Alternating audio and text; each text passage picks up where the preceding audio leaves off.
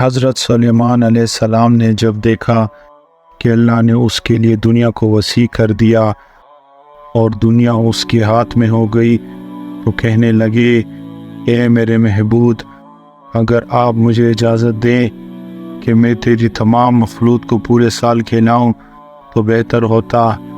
تو اس پر اللہ تعالیٰ نے ان کے پاس وحی بھیجی کہ تو اس پر ہرگز قدرت نہیں رکھتا۔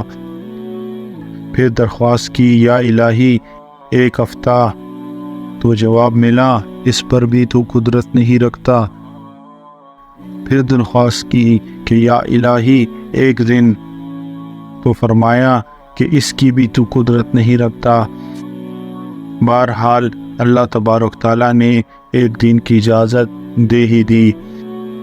تو حضرت سلیمان علیہ السلام نے تمام جنات اور انسانوں کو حکم دیا کہ وہ تمام کے تمام ان چیزوں کو جو زمین پر حلال ہیں، یعنی گائے، بیل، بکریاں، دمبے وغیرہ، اور ان تمام چیزوں کو جو جن سے حیوان میں سے ہیں، یعنی پرندے وغیرہ، جب جن و انس نے ان چیزوں کو جمع کر لیا تو اس کے لیے بڑی بڑی دیگیں تیار کی گئی۔ پھر ان جانوروں کو ذبح کیا گیا اور ان کو پکایا گیا، اور ہوا کو حکم دیا گیا کہ کھانے پر چلے تاکہ خراب نہ ہو۔ پھر کانوں کو جنگل میں پھیلا دیا گیا کہ اس کا طول 1 مہینے کی مسافت کے برابر تھا اور اس کا عرض بھی اتنا ہی تھا۔ پھر اللہ تعالیٰ نے حضرت سلیمان علیہ السلام کے پاس وحی بھیجی، اے سلیمان، تو مخلوقات میں سے کس سے دعوت شروع کرے گا؟ تو حضرت سلیمان علیہ السلام نے فرمایا کہ میں دریا کے جانوروں سے شروع کروں گا۔ تو اللہ تعالیٰ نے بحر محیط کی ایک مچھلی کو حکم دیا کہ وہ حضرت سلیمان علیہ السلام کی ضیافت میں سے کھائے۔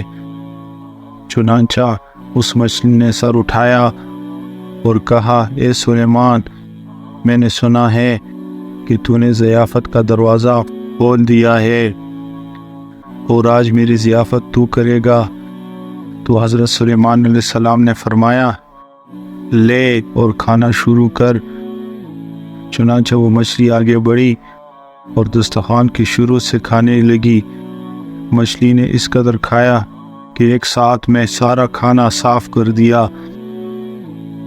پھر اس مچھلی نے آواز لگائی کہ اے سلیمان، مجھے کھانا کھلاؤ اور میرا شکم سیر کرو۔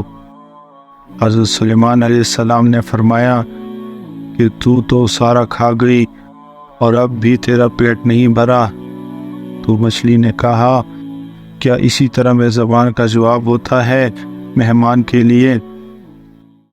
اے سلیمان، آپ خوب جان لیجئے کہ میرے لیے ہر روز اس طرح جتنا تو نے پکایا دن میں 3 مرتبہ متعین ہے، اور آج میرے کھانے کے روکنے کا سبب تو بنا ہے اور تو نے میرے کھانے میں کمی کر دی۔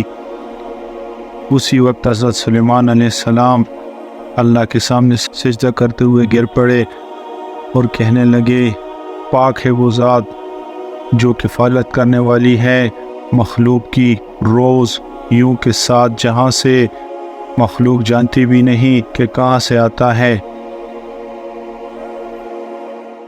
یعنی حاصل یہ ہوا، بے شک ہمارا رازق صرف اور صرف اللہ ہے، چنانچہ ہمیں صرف رزق اسی سے مانگنا چاہیے، اور کبھی اپنے مال و دولت اور وزارت و صدارت کے بل بوتے پر انسان ناز نہ کرے کہ میرے پاس مال ہے، منصب ہے، اس لیے مجھے رزق کے بارے میں پریشان ہونے کی ضرورت نہیں، بلکہ سب کچھ ہونے کے باوجود بھی اللہ ہی سے مانگتے رہنا چاہیے۔ دعا ہے کہ اللہ تعالی ہم سب کو اس واقعے سے سبق حاصل کرنے کی توفیق عطا فرمائے، آمین یا رب العالمین۔